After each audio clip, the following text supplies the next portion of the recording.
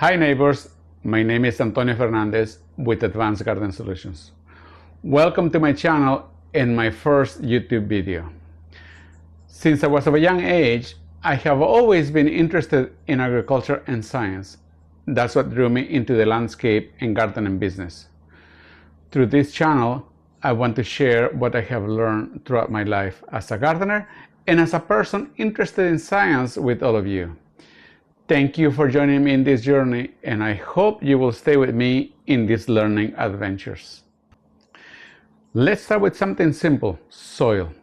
Soil is where we grow our food, soil is where we build our home, and soil is something we cannot live without. And while sometimes we also call it dirt, the main difference is the life in it and its composition. So let's identify some of the different types of soil. Clay soil. Clay is one of the most difficult soils to grow plants in. It is made primarily of very fine microscopic particles of silicate, aluminum, magnesium, and many other minerals. These particles are so small and dense that they pack together tightly, making it difficult for water and air to move through. This leads to poor drainage and root development issues for many plants. However, clay soils can also hold nutrients very well, which can benefit certain plants if the soil is managed properly. Sandy soil. On the other end of the spectrum, sandy soil is made up of much larger particles. It feels gritty to the touch, drains very quickly, and doesn't hold nutrients very well. This can be a challenge because plants can become stressed without enough water or minerals, but with the right amendments and organic matter, sandy soil can be improved to support a thriving garden. Loamy soil.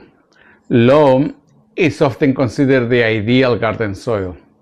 It's a balanced mixture of sand, silt, and clay, giving it a good structure, excellent drainage, and great nutrient holding capacities.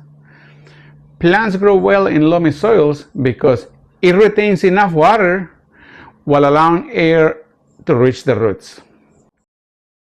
Silty soil. Silty soil has particles smaller than sand but larger than clay. It feels smooth and soapy when wet.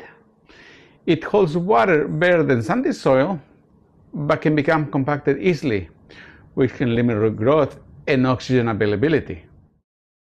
Decomposed granite. While not really a type of soil, as it lacks the organic matter and microbial life associated with true soil, decomposed granite or other types of rocks that have broken down constitute the foundation for many landscapes. In our area, the two easier to identify are the golden granite and chalk rock. What defines every particular soil is the state of breakdown or decomposition of the mother rock, the amount of organic matter in it, and the proportions of minerals within, which defines the consistency of the soil. For example, a soil high in magnesium will often be soft and malleable when it's very wet, but once it dries up, it can be what we call hard as a rock. On the other hand, a soil high in calcium will have a more consistent structure whether it's wet or dry. Now, beyond the physical composition of the soil, one of the most fascinating and vital aspects of it is the life it contains. Healthy soils are full of microorganisms like bacteria, fungi, protozoa, and nematodes that form complex relationships with the plants.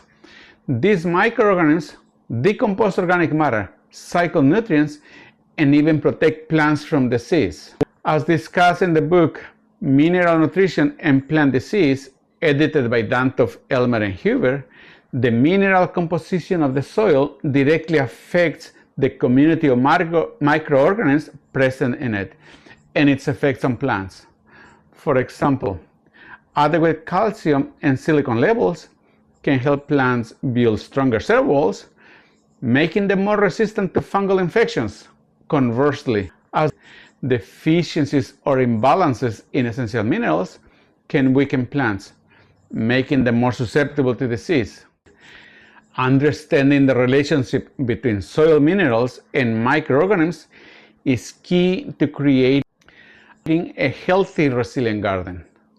By testing your soil, adding organic matter, and making informed decisions about the fertilizers and amendments used, you can create an environment where plants and beneficial microbes thrive together. Now, let's experiment with these different types of soils.